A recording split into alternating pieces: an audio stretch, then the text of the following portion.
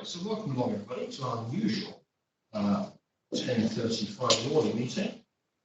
Which was originally set up with one item, but Mission Creep has put three more items on the agenda, which is fine, so I'm sure that's an efficient way to do that. So we'll kick off with apologies, which I know we have before bit on. I don't know if we have to move it or not. Yeah, okay, all right, declaration of interest, anybody? Nope, minutes from the last meeting here, which I'm sure is happy with. Item 4, public participation. There doesn't look to be queues of people outside, so we'll take that as done. Recommendations from committee is the fifth item, which we'll come back to on Stoke Park Farm, which we get to next. So, Stoke Park Farm consultation response. We had a quite lengthy set of suggestions from the local area community, some of which I think probably are sensible, and some of which are basically pushing back because the area committee doesn't understand that we haven't got bucket loads of money. And so my suggestion here, in this discussion on the bucket out, and I will give this to electronically, is that we take recommendations 1 to 4 from the original cabinet paper, and then add the following, which is recommendation 5. Request a report back as part of phased progression on proposal at Stoke Park Farm. 1. On potential to further reduce car parking on the site, exploring potential to use parking provision on land outside the site boundary. 2. On potential to retain a barn or equivalent structure on the site to support nesting swallows. And 3. Any long-term potential for designating any of the site as a local nature reserve. And recommendation 6. Confirm that the original assurance given by the council on the purpose of the site not to promote housing development on the site or a permanent cafe. That doesn't mean that before that. 7. Engage and keep updated Bishopsgate Parish Council and refer report Peter Parish Council on management plans for the site. And 8. Agree with the long-term objectives of transfer of the non-commercial parts of Stoke Park Farm, the local area committee as part of its devolution programme, subject to the competence and capacity of the local area committee to manage the site. Just to explain the rationale on some of those points. The area committee said, wouldn't it be great to reduce car parking on site and use Bishopsgate's car park? To which the answer has got to be, well, maybe, but we don't really know what that work, distances and whatever. But there might even be other bits of parking available that we use close to the site. Second, they said, let's have a barn for swallows, if there is one. Or maybe we just need to reserve whether that's achievable or not, but it sounds like a good idea in practice. Thirdly, they said they want the site designated as a local nature reserve, or maybe, we don't know whether that's achievable or not, because of the cost of managing local nature reserves, and clearly we're going to be part of the site anyway, but we can have a report back on that later as part of the phasing. I think it is worth us restating that the original assurance given by capital remains in place, but we're not looking to promote housing or permanent capital at the site. I think it's helpful for us to keep 2 local parish councils updated with management proposals, which is a request from the area committee. But also the long-term point is that this site, once it's finally up and running, it's basically a public open space and it's land, should be quite happy to transfer to the local area committee as part of the devolution of the health on sites around the borough. The eagle-eyed amongst you will have spotted from that long rambling narration that a bit of a missed out was the area committee request that we restrict traffic movement entering the site to that which was commensurate with the dairy farm use and before the dairy farm stopped. And that's, I think, a bit of a sleight of hand. We purchased the site with the existing planning consent inside for the site for the farm use and some associated activities. And it's going to be reasonable that level of activity should be the maximum level that takes place on the site, not something artificially reduced when the dairy farm wasn't meeting capacity. The issue behind that is that the access to the site for most purposes, the vehicular traffic is from Sewell Drive in Bishopsgate, which is a private road. But the people who bought the homes on the Sewell Drive, on that private road, bought them on the basis that there was an active farm on the site, and the value of the homes was linked to the fact that there was an active farm plus fishery, plus on the site already. It's not unreasonable for us as the landowners to put a cap on traffic movements based on that which would be appropriate to the original permission development of the site, not some artificial low level. which could, in theory, reduce the ability to reuse existing buildings. No one's suggesting putting lots of buildings up there. There are some small units that are part of your farm buildings on the site, which could, in theory, be ideal for some small professional services, like, say, for example, I don't know, a lawyer or an architect or whatever, to use as something local if they're living up and need some more office space, and that fits with low level, low key but supportable economic development in part of our way. There's not much in the way of commercial property. And also means that we don't get into an issue of a whole series of buildings which will either have to take them down, which means that the embedded carbon gets lost, gets picked up, but we actually actively reuse buildings in an appropriate way. So that's where we've got to trying to repeat what we previously discussed in the past, with a reflection from where the area continues got to. Any thoughts? Stop. Have I just demonstrated that I've been far too involved in this project? Probably. I like the idea of euphemism for buildings, because we're all about trying to get local businesses started up, and a lot of the problem is finding those small. Some of them could be reused. A bit of effort to make them reusable. Yeah. Not everybody condition. Not everybody likes to work. You don't want to tear buildings down that could be reused. Absolutely. Yeah, no, I was going to say, I think asking for a further paper just to explore those other points of view is perfectly reasonable. Right? There are some unknowns in there. We just don't know the answer to. No idea about the nature reserve. It's a good idea, but we need to really understand what the implications are of it and how that can work. Is it really such a good idea? But yeah, let's have another look at it. I agree in terms of the traffic movements, and we all know Cllr Drive. I have been there and seen it. It is restricted, but the previous planning permission was very clear. So muddying that water is quite difficult. So I think we need to stick with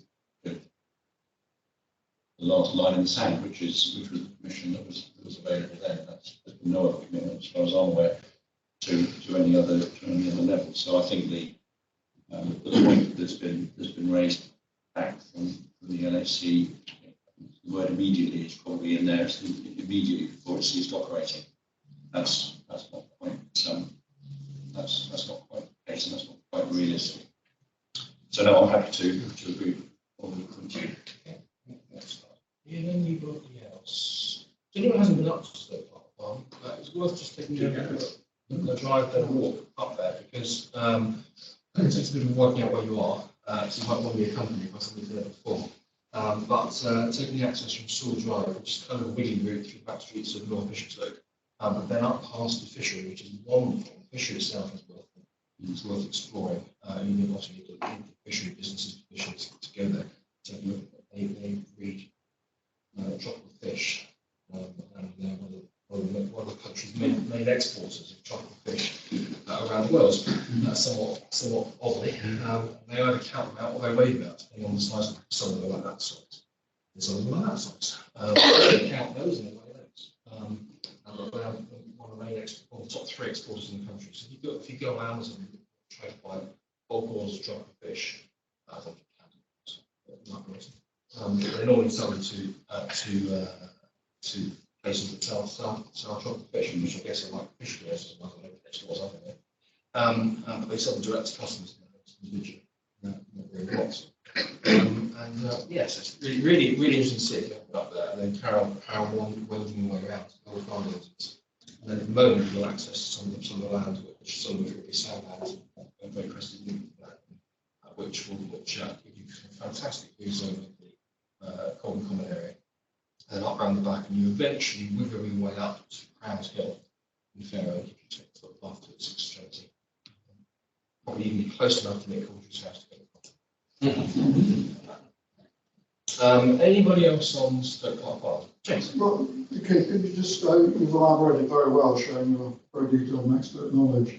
Apart from item 8, agree the long-term objective of the transfer of land permission.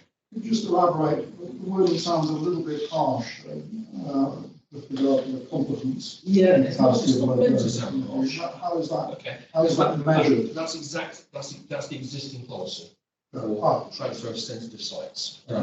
We had this debate with, actually it might have been the World Naturist area in Hedge, which was transferred to the town council, and town council then externalised the management to a local volunteer group, who were actually really good.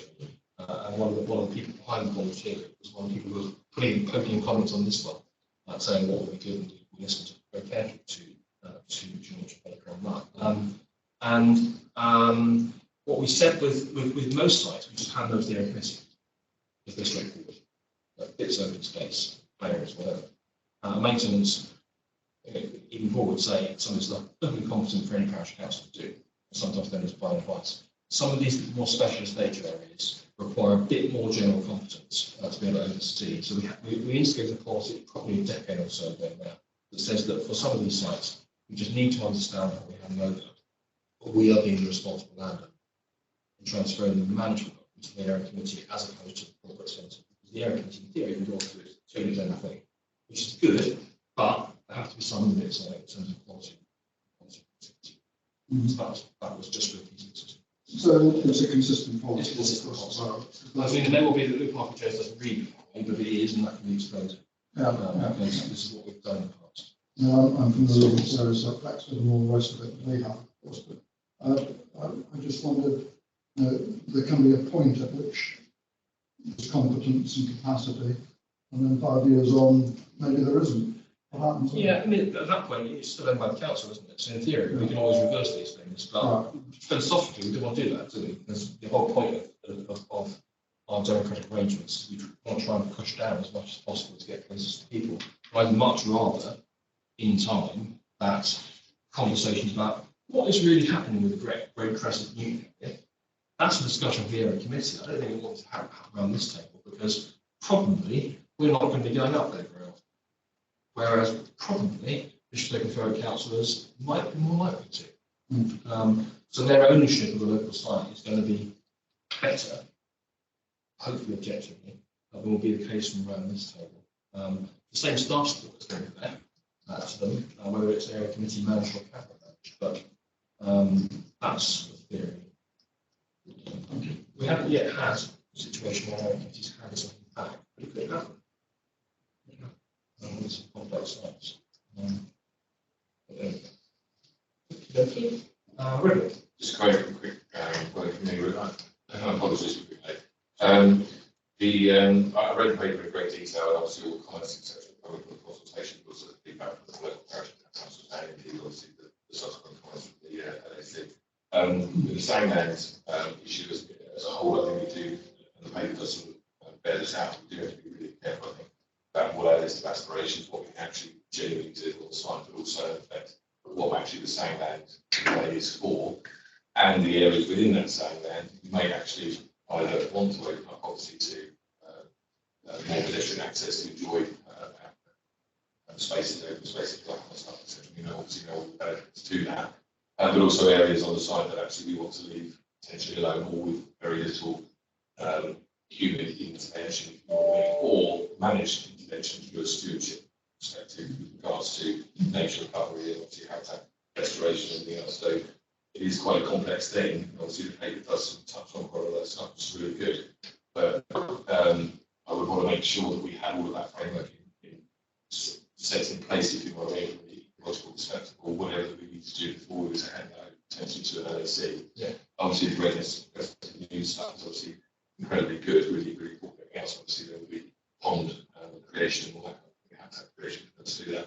But there is obviously a whole stack, if you like, obviously, other flora and fauna in effect that will either benefit from those sorts of creations. And I was taken in effect, I think it was a comment by one of the respondees or in the paper in effect about if you wanted the best nature's architecture, get some beavers in there and I'll do it for you for free.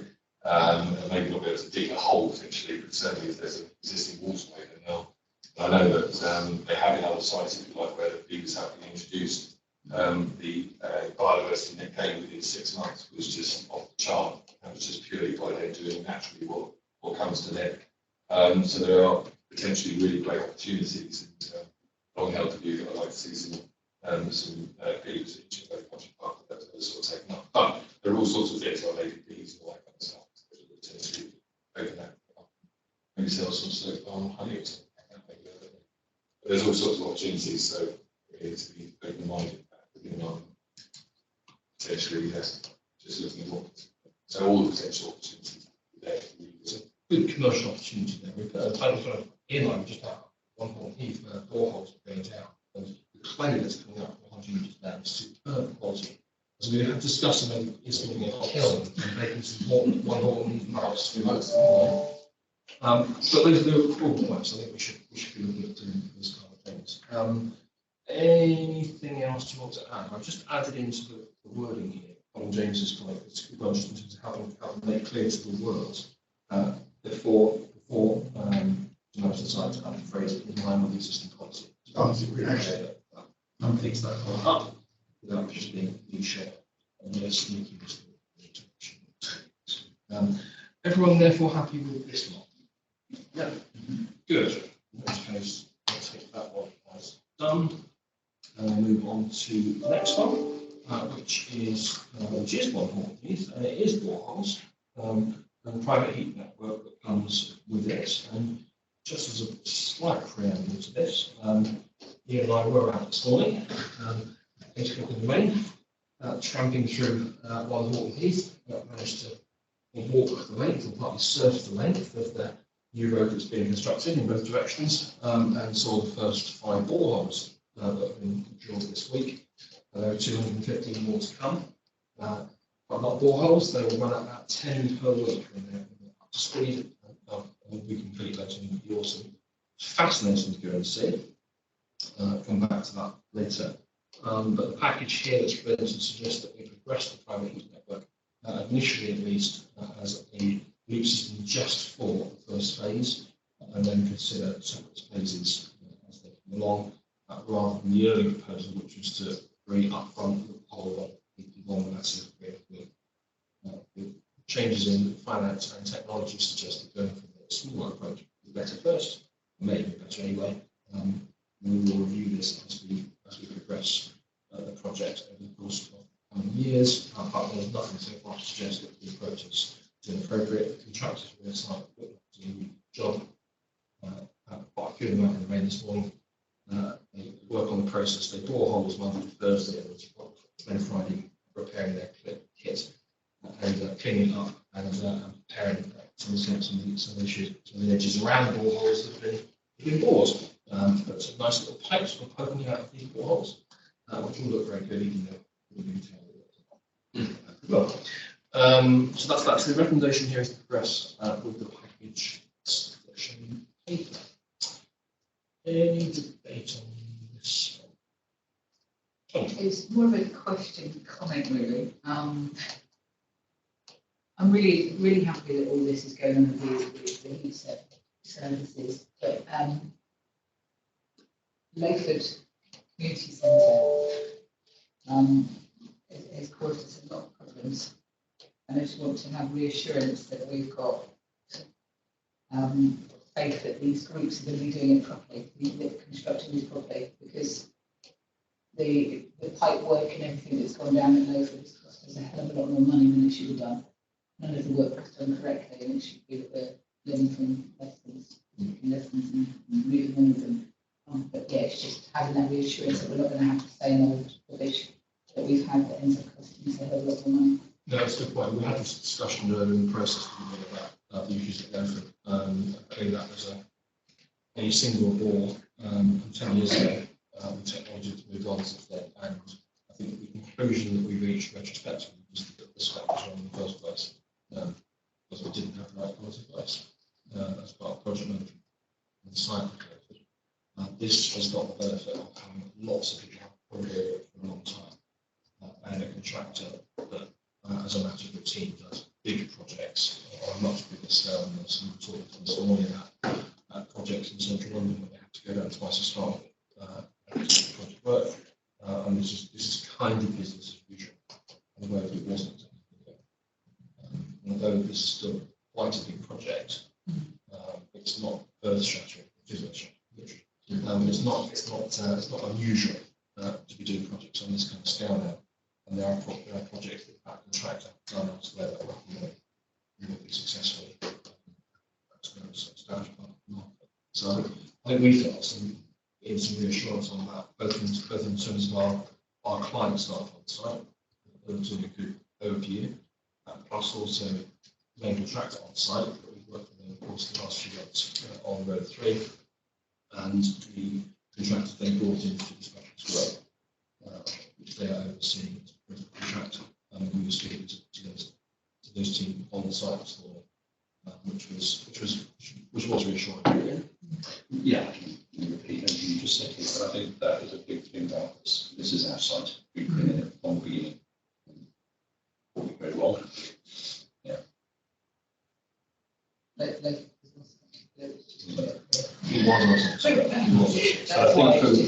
think from our point of view, we've seen the whites of their eyes this morning. We're actually talking to them, challenging them, asking them questions, and I think the confidence as well as our site staff, as you said, going on site this morning, they are absolutely all over. So from a quality point of view, I don't think we could do any more at this stage, or if we could do more, I don't know how we could do more. This has been stepped within an inch of its life. It is absolutely going to plan.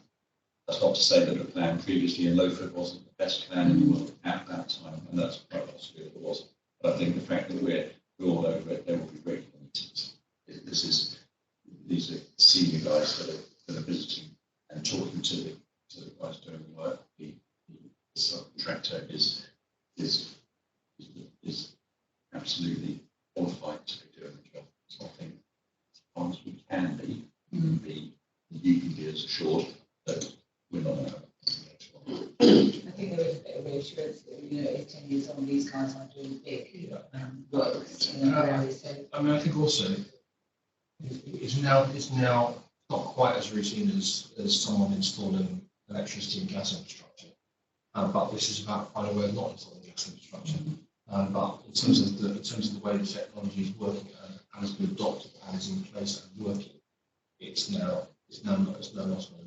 I don't know if it really was a single one, but fairly quickly after then, 2 months to go back to the contractor, we realised that the spec was wrong.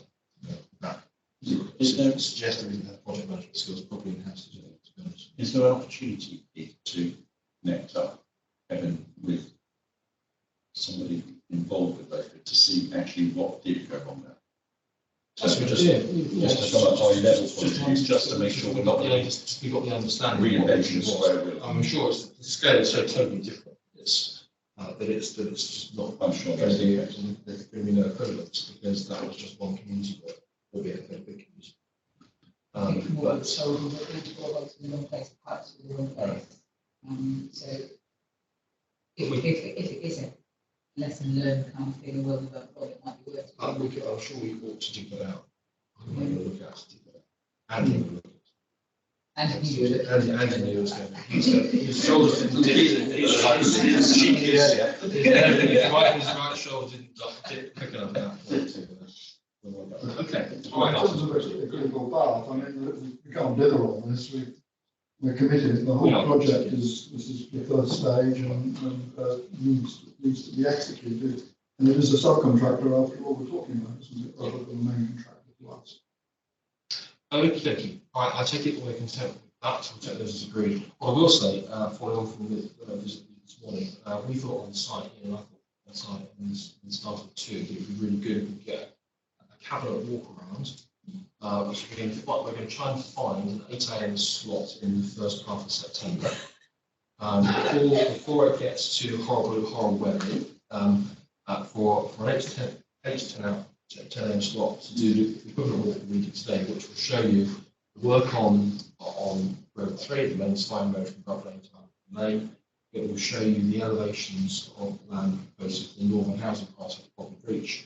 It will show you work on the 3 bridges that may even progress a bit to something being on site by the time we get to September, which have got some good environmental credentials attached in terms of water courses, and it will show you boreholes, in which there should be probably 70 or 80 built by then, and it will show you work on the first residential parcel, which has already been fully levelled and ready to go, and the start on utility work in the first residential parcel, which is currently starting in September as well.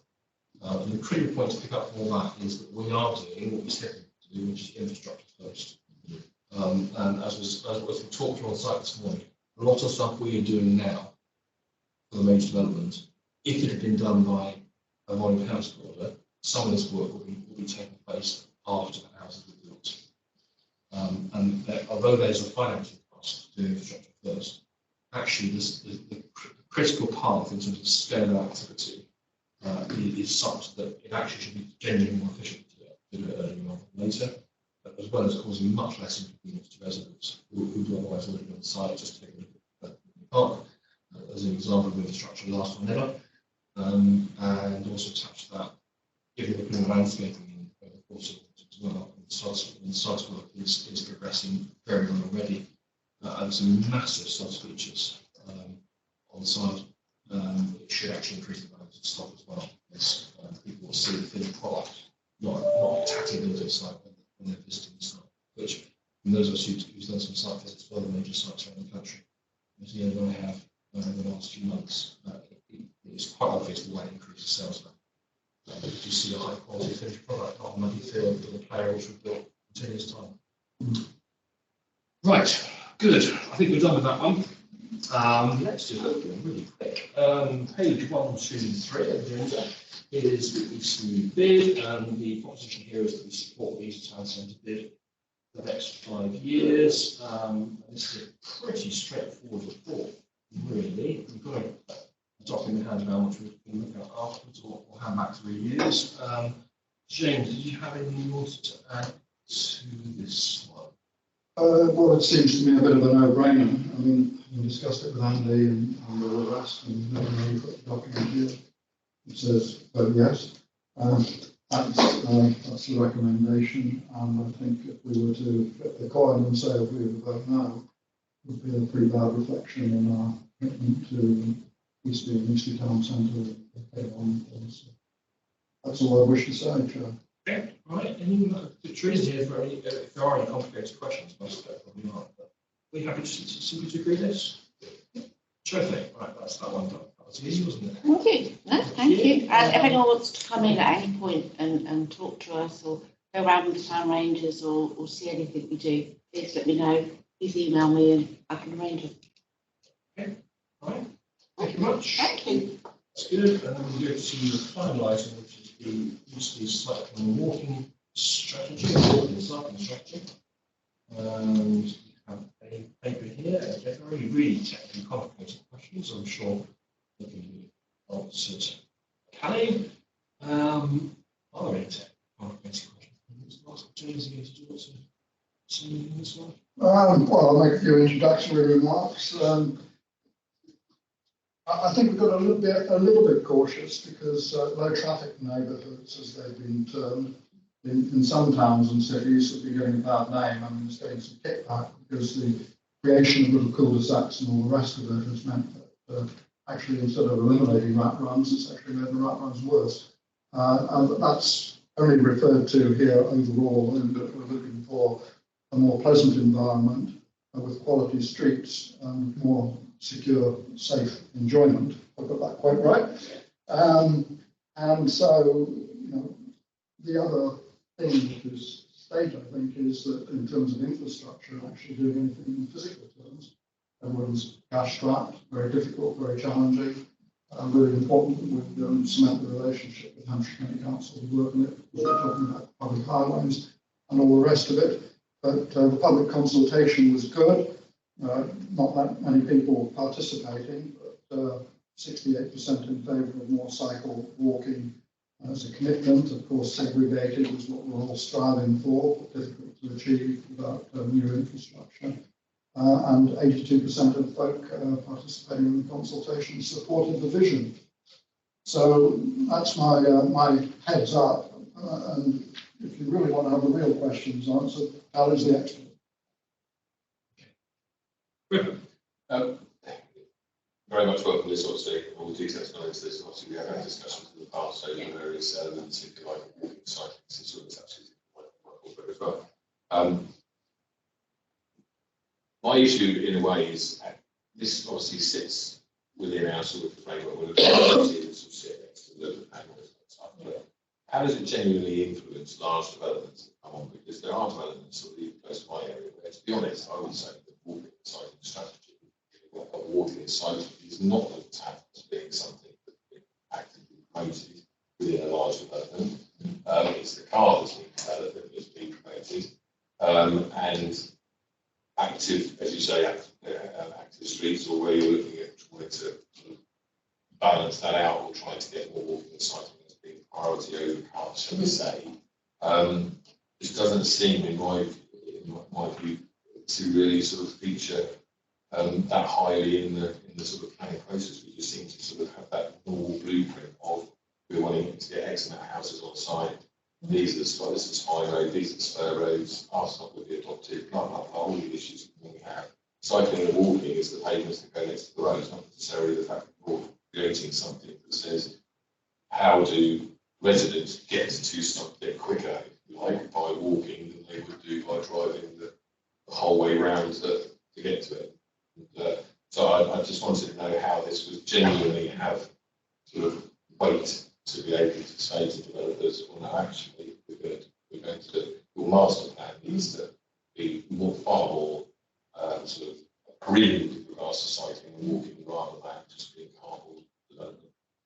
I think there are a couple of things on that point. So you're right that walking and cycling, active travel historically has been a sideline to the development of a highway network that is intended to serve motor vehicles. That approach has really shifted in the last 5 years. So government policy has changed. So the publication of gear change, Fast Track Better, the highly anticipated third manner for streets, which we're expecting to come out soon, and the creation of Active Travel England. All of those things are really signalling a shift in policy positions. And you can see that in the way that other policy documents which are coming forward through decision processes are also being adapted. So I think recently you discussed the parking SPD, and that again shows a shift. So rather than cycle parking being an appendice right at the end of the document, actually it's the first thing that's discussed within that document. So there's a shift in the way that walking and cycling is prioritised through the planning process. There's also a shift in the way that government funding is going to be available. So the Department for Transport, particularly in the way that they fund schemes, the way that they're assessing the value of schemes is changing dramatically. So that the kind of build a bypass to provide more space for more motor vehicles attitude is a thing of the past. And any road building schemes now need to also demonstrate that at the same time you are reducing the reliance on motor vehicles. So if you're proposing a bypass, what are you doing to prevent motor vehicles from using the existing route? How are you going to make that route more attractive for people who live locally and who want to walk and cycle more?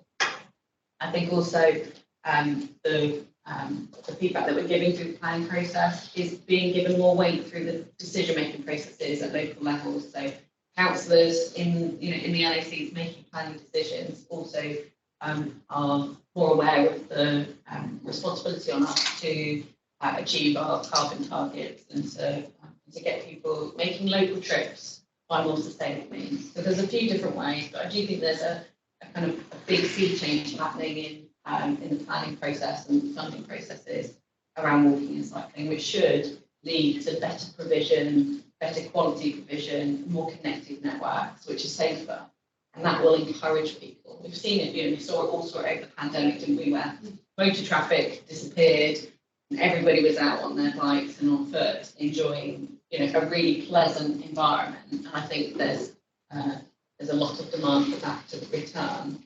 You have to balance that out with modern life, don't you? But I think also the feedback from the consultation shows the level of public support for greater allocation of space to pedestrians and cyclists. You know, an 82% level of support for the vision, and 68% of people thinking that we should give more space to walking and cycling. That really shows that there is that demand for extra space for walking and cycling. Thank you for that very comprehensive, as usual, answer, which is great. But I'm sorry, I wasn't trying to be unfair to you personally at all.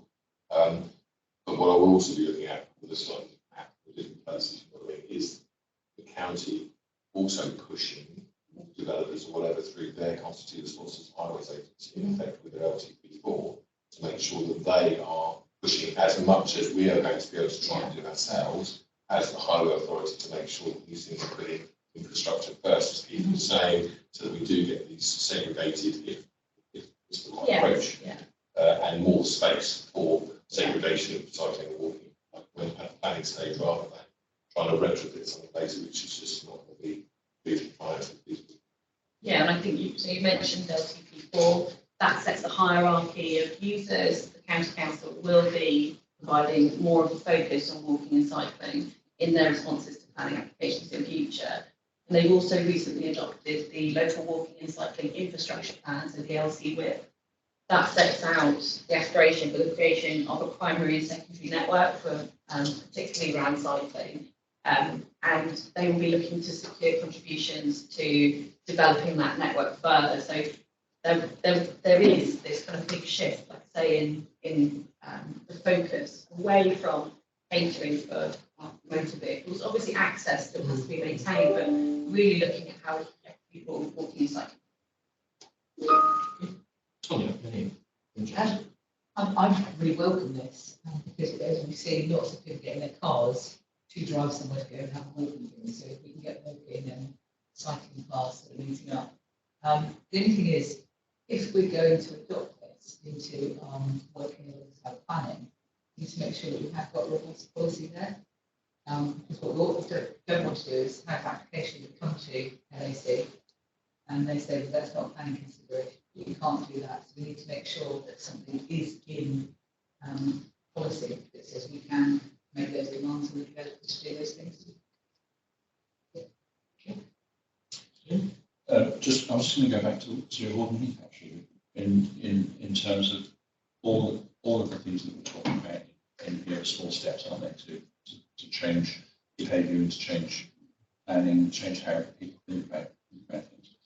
And one Horton Heath, when we do the visit there, have that in mind, because one of the messages that came over very strongly this morning, completely unprompted by our team. And the reason that they're our team, they used to work for the likes of Bovis or another big developer. They just don't think to give consideration to the infrastructure first and the pathways and cycleways and walkways and how they all interact and the speed of putting that in place. So one of the small steps that we're involved with is changing the perception of that. And the message came over very, very clearly this morning that from an industry point of view, everybody that our people are talking to in the industry, everybody is hearing what we're doing. So I think it will be a small step. I'm sorry. But Sorry, I missed that. He likes his big diesel car. Oh, sorry. But, and I'm still going to use it for a few more years. But You just bought some. I've just bought some, definitely. I think the concept and the idea, and we were ahead of the game in Grange Park. I'm talking about Grange Park. We have the most fantastic cycle network. No one uses it. That's the trick. We now need to move on to a practical way of getting cyclists off of the road, please, and get them onto the cycle path, because it's much safer. And they don't have to stop. They have to do that. But so we have a fantastic cycle network, and people have got to use it. So I do think it's really possible. I'm very happy to support it. But there's the practicalities of doing it, and everything is, we are trying to walk the walk in what we need, and that will help a little bit as well in terms of promoting this, and Hampshire will hear about it, and it will slowly change so that Luddites are less. That is the flip of Tanya's point points about the private sector developers and we've got developers, which is that we've got this conflict. We can do these wonderful things by ourselves. If we've still got, the big one builders doing things the old way, actually we've got to use our examples to have performed them to do things. I think one of the senses this morning was what it was definitely. And we said several years ago when we started out on our whole project, it was very sort of grand, high level thing, taking messages, essentially. We will change the way construction works in this part of the world, in this part of the country. And actually, we might do, because we have created a product that's not available in this part, certainly in Hampshire, into a market which is not used to do that. But it probably will, it is in the immediate vicinity, and it starts to influence other builders to do things in slightly different ways, because they're having to, they're still going to sell units. So, anyway, we'll see. I'm going to change the last word, but if you want to come back to before James has the last word. It was just to say that in cyclists not using pavement, the cycleways, it would make it safe for them. Lots of cyclists, professional ones as well, will not use their bikes because it's not safe to do so. They're very, very busy. So if you start putting these things in place, you will know that people will use them. People from the hedge end that cycle quite regularly and work easily won't do it because the part of it won't let them here. So, I know James, just very, very quickly, one of the conversations we're having now, it wasn't for the site meeting, but we're looking at how the cycleways, importantly, how they fit into the wider network and how there will be less stops and just markings on roads and things. So it is absolutely being looked at. That wasn't looked at with Grange Park, and that's years and years ago. But even technology that is moving forward. You did say as part of the mission it should be quicker for Ian to cycle from his home in Grange Park to here than from to get in his car and drive. That's to take about 20 years before we buy That's the ambition. That's one of the ambitions. It might be an e-bike. I think if we're looking for some cycle confidence skills, and there are. And if you want to continue to use your vehicle, obviously that's absolutely fine. But what we would just encourage is that those shorter trips, those trips are 2 miles or less, that you really safe before you pick up. That is, it's a behaviour thing, isn't it? So it's easy to pick up a car key to take a short journey. There's that bit, isn't there, about it just being so convenient. But it's those short trips that really snarl up the network and would be much better by. I think we've laid it on Ian last time. Otherwise, I'll be jumping one in 4 holes. I'm just doing 2 journeys now. James. That's why I'm involved to try and summarise the last word. I was on a 1 hour Zoom actually with Sustrans on Wednesday morning. This was exactly the subject, obviously, that's been discussed. And this incrementality point that you're making is really crucial. And therefore, even small bits of cycle path where we're modifying existing infrastructure is a big benefit. Alton-on-Thames has spent £32 million on this over the last 10 years or so. And they are saying the process of integration enabling people to do bigger distances. And also on the Sustrans discussion, what came up was the integration with, for example, bus services. So people cycling to get a bus is a big step in the right direction of sustainable integrated transport. It isn't just looking at cycling and walking in isolation on dedicated footpaths, although that's part of our dream. I think the other thing which came out of this Sustrans debate was, again addressing you, Ian, specifically, is the huge increase in electric bikes. The benefit of electric bikes is, number one, obviously, if you're talking about hilly cities, Bath and Bristol in particular, was mentioned as examples, it makes those accessible to cyclists in a way which, if you're trying to do it without assistance, it's pretty tough. And an electric bike uses such a microscopic amount of energy compared to a car and also the manufacture of an electric bike requires so much less energy than an electric car. And so we're trying to, in some cases, get rid of the second car and get people into just using, having within the family one car. And that's good in terms of the capital impact on the environment. But the electric bike has the advantage of making that journey time at 15 miles an hour half the time is likely to be if you're not doing pedal assist, which would probably be more typically at 7 or 8 miles an hour. So there is a big scope, there is a big range, and this investment, the final point, Chair, is the investment we think of in 5 or 10 years' time. But actually the payback on these capital investments is probably 100 years. You know, we look at Victorian sewerage systems, we look at the Victorian railway systems that we're using now.